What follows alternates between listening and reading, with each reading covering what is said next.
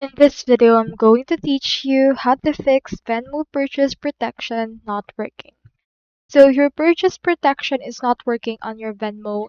What you can do is you can head over right here into this thread. As you can see, this person also have the same problem wherein they made two payments in the last week and they pressed the button to add purchase protection, but both the payments went through as friends and family. So what you can do in this case is you just need to head over and then make sure to dispute the charge with the bank if Venmo doesn't comply because that's a point at its negligence. So in there, what you can do is you can set a test payment immediately after and it worked that time. So in there, just replicate the issue while recording the screen. So record the evidence of the feature not working.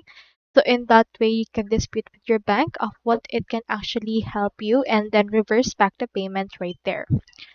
So that's all there is today and I hope this video actually helped you out.